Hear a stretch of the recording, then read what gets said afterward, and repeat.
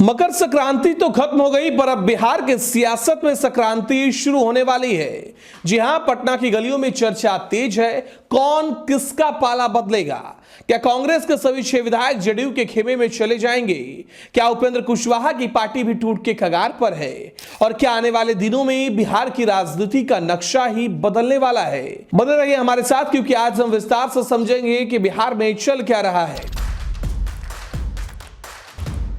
नमस्कार, यह हमारा बिहार और मैं हूं आपके साथ दिनकर आनंद। बिहार की राजनीति में इस वक्त जो हलचल मची है उससे पुराने सभी समीकरणों को हिला दिया है दोस्तों। एनडीए की शानदार जीत के बाद अब भीतरघात और वफादारी बदलने की खबरें आम होती जा रही है। मकर संक्रांति की दही चूड़ा पार्टी के बाद अब शुरू हो गया है असली सियासी खेला। तो नवंबर 2025 में हुए विधानसभा चुनाव में एनडीए ने बम्पर जीत दर्ज की, 202 सीटें जीती, जिसमें बीजेपी के खाते में 89 और जेडीयू को 85 सीटें मिली। वहीं महागठबंधन को बड़ी हार का सामना करना पड़ा। आरजेडी को 25 और कांग्रेस को महज 6 सीटें मिल सकी। अब खबर यह है कि कांग्रेस के सभी 6 विधायक जेडीयू के संपर्क में हैं। यह विधायकों के नाम भी हम आपको बता देते हैं। मनोहर प्रसाद सिंह मनिहारी से विधायक है, सुरेंद्र प्रसाद वाल्मीकि नगर से विधायक हैं, अभिषेक रंजन चनपटिया से विधायक हैं, अविदुर रहमान अररिया से विधायक हैं, मोहम्मद कामरुल हुदा किशनगंज के विधायक हैं और मनोज विश्वासन फॉरबिसगंज के विधायक हैं। तो जेडीयू का दावा है कि इन विधायकों का असंतोष अपनी पार्टी से चरम पर है। ये अपने नेतृत्व और संगठनात्मक ढांचे से नाखुश हैं। पार्टी कार्यक्रमों से दूरी और हाल के आयोजन जैसे पटना के सदाकत आश्रम में हुए दही चूड़ा दावत में उनकी गैरहाजिरी ने अटकलों को और बढ़ा दिया है दोस्तों। कांग्रेस सूत्रों ने माना कि कुछ विधायक अब पार्टी के संपर्क में नहीं है। वहीं जेडीयू सूत्रों का कहना है कि बस कुछ ही दिनों की बात है, कांग्रेस के सभी विधायक हमारी तरफ होंगे। अगर ऐसा हुआ तो कांग्रेस का विधानसभा से पूर्ण सफाया हो जाएगा और जेडीयू बीजेपी को पीछे छोड़ते हुए बिहार की सबसे बड़ी पार्टी बन जाएगी। लेकिन कहानी खत्म यही नहीं होती है।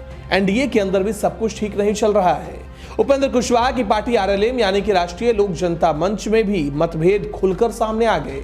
सूत्रों के मुताबिक आरएलएम के 3 विधायक रामेश्वर महतो, माधवानंद और आलोक कुमार सिंह बीजेपी के संपर्क में है। चौथी विधायक कुशवाहा की पत्नी स्नेहलता है। विवाद की जड़ है वंशवाद। कुशवाहा ने अपने बेटे दीपक कुशवाहा को कैबिनेट में शामिल करने का निर्णय लिया, जबकि वह किसी सदन के सदस्य नहीं है। इससे पार्टी के अन्य विधायकों में नाराजगी फैल गई है दोस्तों। यही वजह है कि हाल ही में आयोजित लिट्टी दावत में तीनों विधायक नहीं पहुंचे, बल्कि उन्होंने बीजेपी नेता नितिन नवीन से मुलाकात की, जो अब पार्टी के राष्ट्रीय कार्यकारी अध्यक्ष हैं।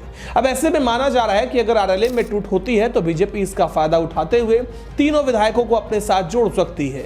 इससे एनडीए की स्थिति और मजबूत होगी, लेकिन साथ ही जेडीयू बीजेपी के बीच शक्ति संतुलन के नए समीकरण भी बनेंगे। इसी बीच एक और दिलचस्प खबर सामने आ रही है।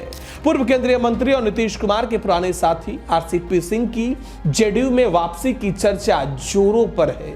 याद दिला दें आपको दोस्तों कि 2022 में उन्हें पार्टी से निकाल दिया गया था, क्योंकि उन पर आरोप था कि उन्होंने बीजेपी से नजदीकी बढ़ाई, जेडीयू को कमजोर करने की साजिश की।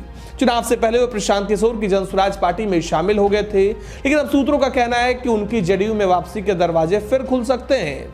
हाल ही में हुए कुर्मी सम्मेलन में नीतीश और आरसीपी सिंह दोनों की उपस्थिति ने इस चर्चा को हवा दे दी है। उधर कांग्रेस अपने 6 विधायकों को बचाने में जुटी है, वहीं जेडीयू अपनी संख्या बढ़ाने में लगी है और बीजेपी दोनों तरफ से रणनीति बनाकर मैदान में उतर रही है।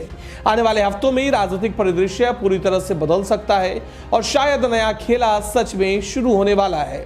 तो दोस्तों, आपको क्या लगता है? क्या कांग्रेस के विधायक सच में जेडीयू में जाएंगे? क्या एनडीए का आंतरिक खेला एक नए सत्ता समीकरण को जन्म देगा? अपनी राय हमें नीचे कमेंट में जरूर बताइएगा। अगर वीडियो पसंद आया हो तो लाइक, शेयर और सब्सक्राइब करना ना भूले। मिलते हैं अगली वीडियो में। नमस्कार।